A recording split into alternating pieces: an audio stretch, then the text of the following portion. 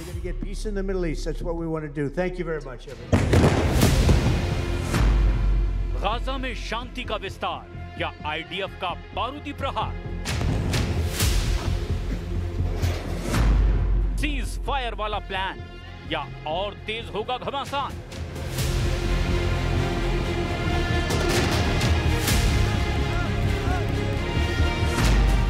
क्या हमास को उसके अंजाम तक पहुंचाकर दम लेंगे नेतन्याहू?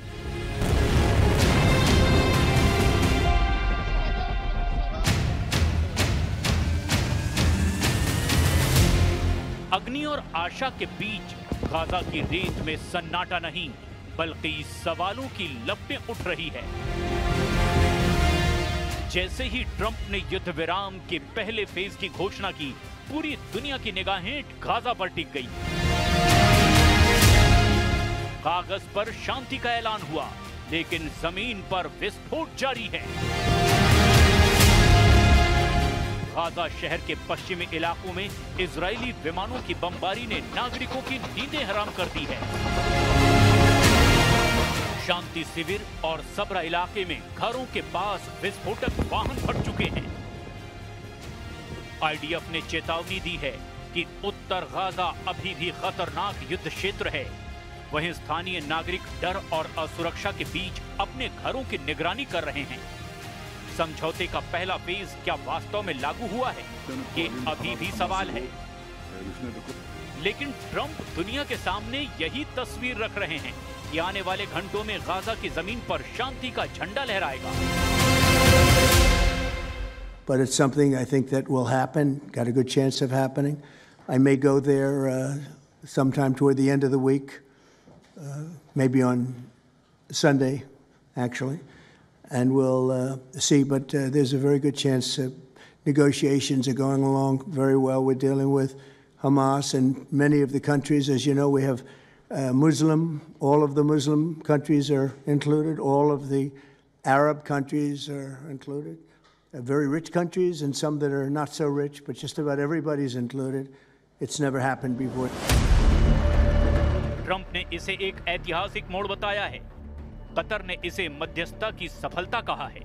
कतर के विदेश मंत्रालय के प्रवक्ता माजिद अल अंसारी ने सोशल मीडिया पर लिखते हुए कहा, मध्यस्थों ने घोषणा की कि गाजा युद्ध विराम समझौते के पहले चरण की सभी शर्तों पर सहमति बन गई है।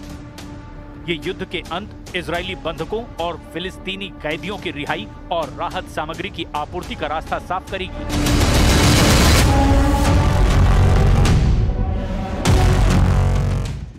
लेकिन नेतन्याहू की सेना अब भी एक्टिव है। गाजा की जमीन पर इजराइल का बारूद बरस रहा है।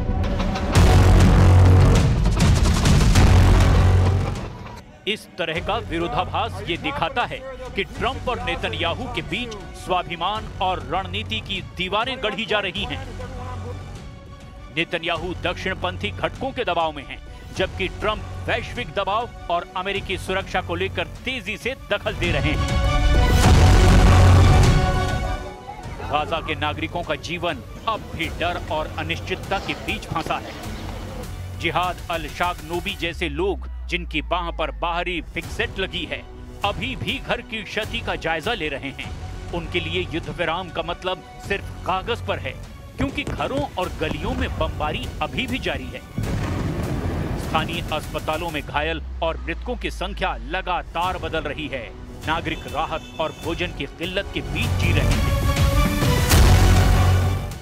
यानी बेहिसाब दुश्वारियां, अंतहीन संघर्ष और लगातार बढ़ती चुनौतियां यहां जिंदगी की हर संभावना को लीलती जा रही है।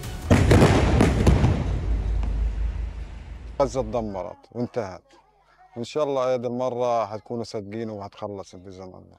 والله ان شاء الله بنتامل خير انه تخلص على سلام ان شاء الله. आईडीएफ ने पूरे गाजा शहर को घेर लिया है। शहरी इलाकों में हर कदम पर खतरनाक हालात हैं। वाडी गाजा के उत्तर में अभी भी लोग खतरनाक क्षेत्र में हैं। सेना का कहना है कि घरों और बस्तियों के पास वाहन और विस्फोटक लगातार नष्ट किए जा रहे हैं। युद्ध विराम की हर संभावना पर ये हमले भारी पड़ते जा रहे हैं। الحمد لله على وقف اطلاق النار ووقف شلال الدماء والقتل. وطبعا مش أنا بس لحالي فرحان، كل قطاع غزة فرحان، بل كل الشعب العربي كل العالم فرحان بوقف إطلاق النار ووقف شلال الدماء. كل الشكر والحب للي وافقوا معنا ووقفوا معنا. संयुक्त राष्ट्र, अमेरिका और कतर लगातार मानवीय राहत और युद्ध विराम की निगरानी कर रहे हैं। ट्रंप ने इसे पहला फेज बताया, लेकिन कागज और जमीनी हालात की दूरी बिल्कुल साफ है। यूरोप और एशिया में नेताओं की निगाहें इस मोर्चे पर हैं कि गाजा में स्थायी शांति संभव होगी। हमास ने रिहाई की लिस्ट दी है, लेकिन हथियार सौंपने को तैयार नहीं है, जिस वजह से इजराइल के साथ समझौते और शांति की स्थिरता पर सवालिया निशान खड़े हो चुके हैं। बंधकों की रिहाई की टाइमलाइन 72 घंटे की है, इसीलिए अब ये समझते हैं कि आखिर इजराइल और हमास के बीच जिस पहले चरण की पीस प्लान पर हस्ताक्षर किए गए, उसका पूरा नक्शा क्या है। इस पहले चरण के प्रस्ताव पर इजराइल और हमास दोनों ने ही सहमति जता दी है। इसके तहत अगले 72 घंटे में हमास इजराइल के सभी 20 जीवित बंधकों को रिहा किया जाएगा, जिसके बदले में इजराइल भी करीब 2000 फिलिस्तीनी कैदियों को आजाद करेगा। President Trump, thank you very much. אנחנו מודים לו. הילדים שלנו לא חוזרים הביתה בלעדיו. התרגשות גדולה מאוד. למרות שעדיין זה רק נייר, וזה רק חתימות, וזה עוד לא משהו מוחשי. אני רוצה לראות אותו, להרגיש אותו, לגעת בו, ואז אני אדע שזה אמיתי, כי הכל יכול להשתנות. इतना ही नहीं, इस प्लान में तुरंत गोलीबारी कम करना और मानवीय रास्ते खोलना भी शामिल है। इस दौरान कतर, अमेरिका और संयुक्त राष्ट्र देखेंगे कि जो वायदे हुए हैं वो पूरे हो रहे हैं या नहीं। उधर भारत की भी नजरें लगातार गाजा पर बनी हुई हैं। पीएम मोदी ने पहले चरण के पीस प्लान पर अपनी खुशी जाहिर की है और इस प्लान का स्वागत किया है। पीएम ने सोशल मीडिया पर लिखा, हम राष्ट्रपति ट्रंप की शांति योजना के पहले चरण पर हुए समझौते का स्वागत करते हैं। ये प्रधानमंत्री नेतन्याहू के मजबूत नेतृत्व का भी प्रतीक है। हमें उम्मीद है कि बंधकों की रिहाई और गाजा के लोगों को दी जा रही मानवीय सहायता उन्हें राहत देगी और स्थायी शांति की राह खोलेगी।